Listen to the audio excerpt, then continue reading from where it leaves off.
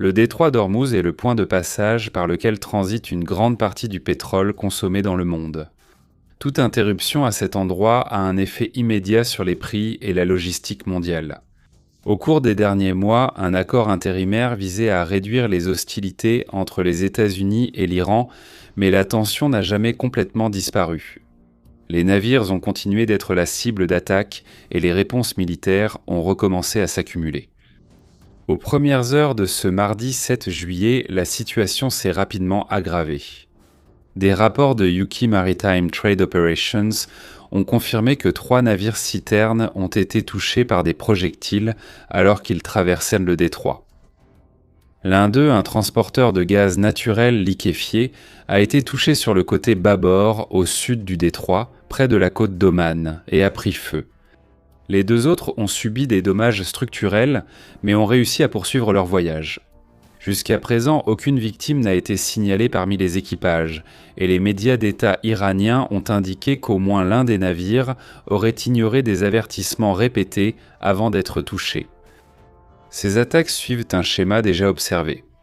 L'Iran a exercé des pressions sur les navires qui utilisent des routes alternatives près de la côte omanaise au lieu de la route de transport habituelle. L'objectif apparent est d'affirmer le contrôle sur le trafic maritime dans le détroit et de créer un climat d'incertitude pour ceux qui dépendent de ce passage.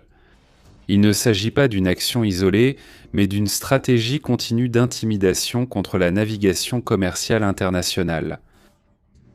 En réponse directe, il y a quelques heures, le commandement central des États-Unis a ordonné la reprise des frappes aériennes contre l'Iran. Les avions américains ont frappé plusieurs cibles militaires, y compris des infrastructures de surveillance, des systèmes de communication, des sites de défense aérienne, des installations de stockage de drones et des capacités de pose de mines. Les frappes ont été décrites comme une réponse à l'agression continue contre le transport commercial international. L'accent a été mis sur des cibles représentant une menace directe pour la navigation et les forces américaines dans la région, sans extension à des cibles civiles ou à grande échelle. L'opération n'a pas été un événement isolé. Pendant que les attaques terrestres avaient lieu, la situation aérienne au-dessus du Moyen-Orient, en particulier dans le Golfe Persique, montrait une activité intense et soutenue. Au moins 12 avions ravitailleurs de l'armée de l'air américaine étaient invisibles sur les radars publics. 4 KC-135R Straight Tanker et 8 KC-46A Pegasus ont participé à l'opération. Un avion P-8A Poseidon de la marine américaine opérait également dans la région, menant des missions de renseignement, de surveillance et de reconnaissance maritime. 2 avions ravitailleurs polyvalents d'Arabie Saoudite et des Émirats Arabes Unis complétèrent le dispositif, indiquant un soutien logistique régional. Si vous voulez accéder à des analyses approfondies et à des contenus exclusifs, comme des vidéos, des shorts et des lives qui ne sont pas disponibles au public ici, devenez membre exclusif de la chaîne pour seulement 7 raies par mois. La présence massive d'avions ravitailleurs est l'indicateur le plus clair que les opérations ne sont pas ponctuelles. Chaque ravitaillement permet aux chasseurs et aux avions d'attaque de rester plus longtemps en vol, d'exécuter plusieurs missions et d'assurer une couverture continue au-dessus des cibles. Le P-8A Poseidon, quant à lui, fournit des données en temps réel sur les mouvements des navires, les éventuels lancements de missiles ou de drones et toute activité suspecte en mer. Ensemble, ces éléments forment la colonne vertébrale d'une campagne aérienne prolongée et non d'une simple réponse isolée de quelques heures. Cette combinaison de frappes précises au sol et d'un soutien aérien massif montre une approche calculée. Les États-Unis cherchent à réduire la capacité de l'Iran à menacer le détroit sans entrer dans une guerre ouverte de grande ampleur.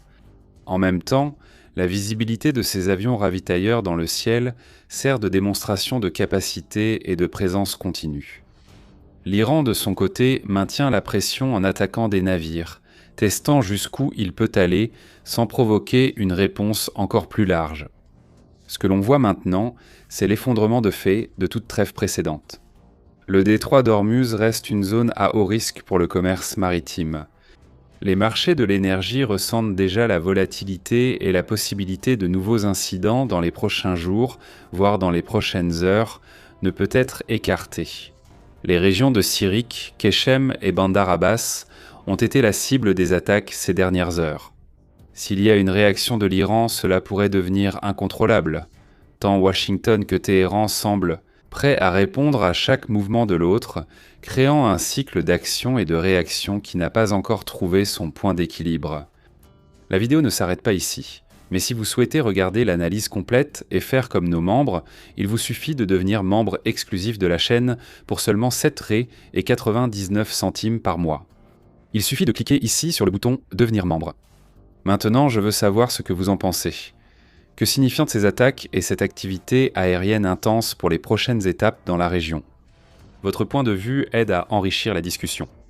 Abonnez-vous et activez les notifications pour ne rien rater des prochaines vidéos.